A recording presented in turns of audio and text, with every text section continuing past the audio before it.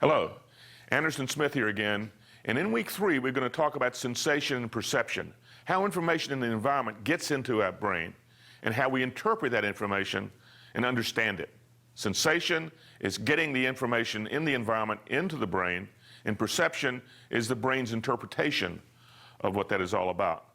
Now, we're going to have several lecture modules this week. This one is sort of looking at what the principles of sensation and perception actually are. Then we'll deal with vision, probably the most important sense we have. We'll talk about receptive fields as a very important part of how visual processing occurs. We'll look at audition and the other senses. And finally, we'll look at just one kind of visual perception, depth perception. There's also perception of form. We sort of detect the edges and borders of objects as compared to background. And we detect motion.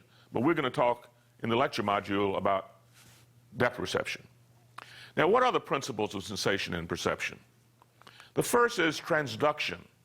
Transduction is the process by which environmental information gets transferred into neural information, and it occurs in receptor cells that are located in our sensory organs. Receptor cells take environmental energy of whatever type is important for that sense. It can be chemical information for taste, it can be light information for vision, or it can be air pressure changes, sound waves for audition or hearing. Transduction is that process in which we transfer information into the nervous system so the brain can interpret it. Then it's detection.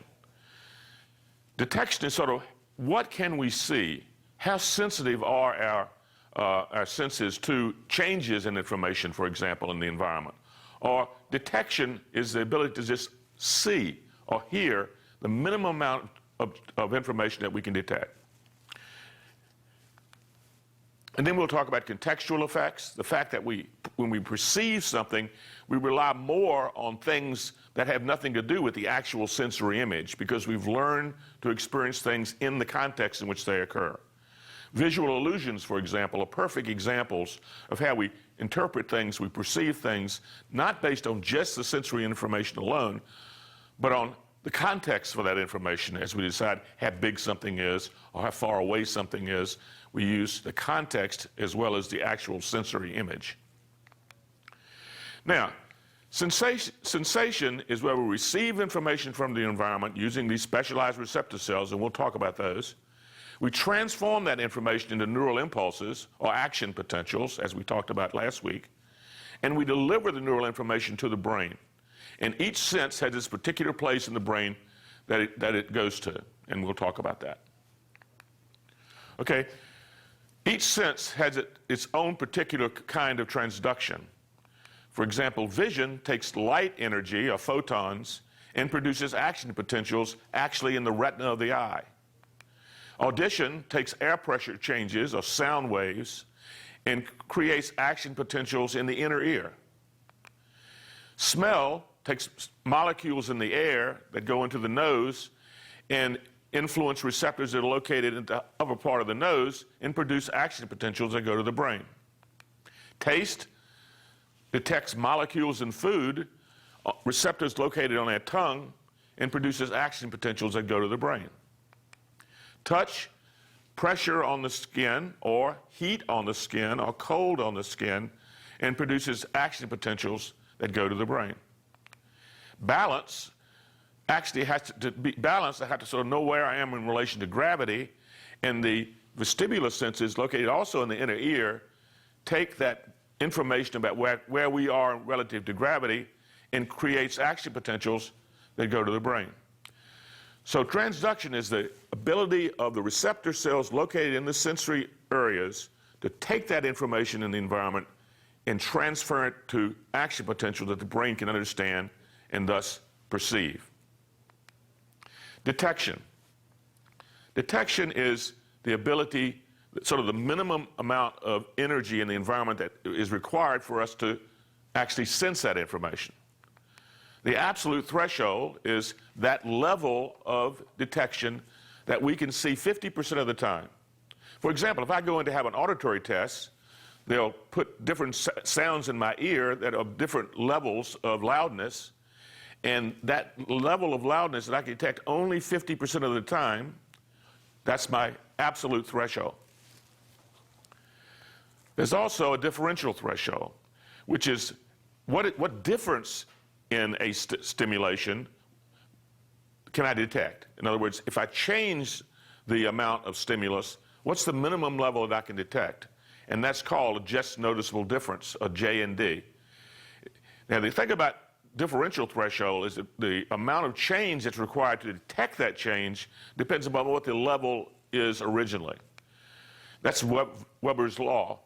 It says that if I have a very small amount of something, a little bit of change can be detected. But if I have a large amount of something, stimulation, then that same little bit of change won't be detected because it's a relatively small part of the change. For example, if I had a 1 pound weight in one hand and a 2 pound weight in the other hand, I could tell that they're different. But if I was holding a 50 pound weight, I don't think I could do that in one hand, but if I could, and I added 1 pound, 51 pounds in the other hand, I probably would not be able to detect the difference because proportionally the change is too small relative to the amount of stimulation I was receiving.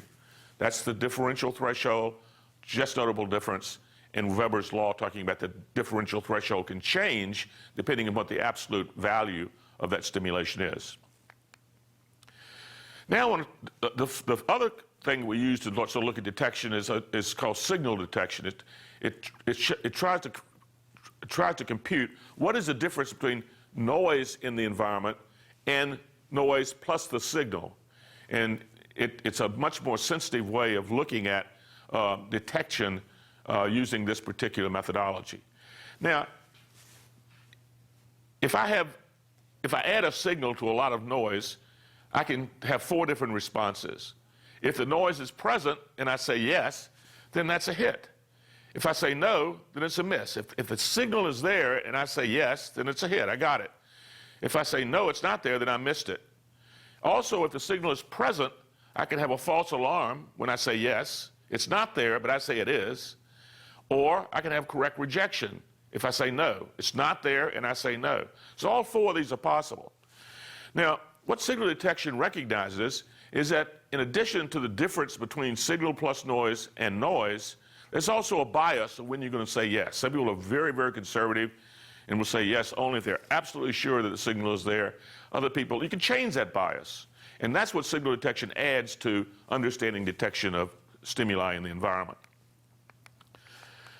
Now let's talk about context effects. Perception is always going to be determined by learning. Things you've learned are going to also be used to interpret what you actually sense. And that perception based on prior knowledge is an important part of saying that context is going to be there to help control what we perceive. I mentioned visual illusions are perfect examples of using context, other information in addition to what we're actually sensing in the object itself. And selective attention. There's a great demonstration in the OLI material that you look at that shows a film showing selective attention. If you're paying attention to one particular thing in your environment, you tend to not see other things that are happening around it. In other words, the context is going to determine what you actually sense and perceive. Selective attention. We can selectively attend to some particular part of the environment and ignore others. This is sometimes called the cocktail party effect. I can understand the conversation I'm having with this person, but to do that, I have to ignore and not pay attention to the other sounds coming in from conversations around me. And we have the ability to do that, to attend selectively to a particular stimulus. And by doing that, we're not paying attention to other things that are happening in the context. And then perceptual constancies.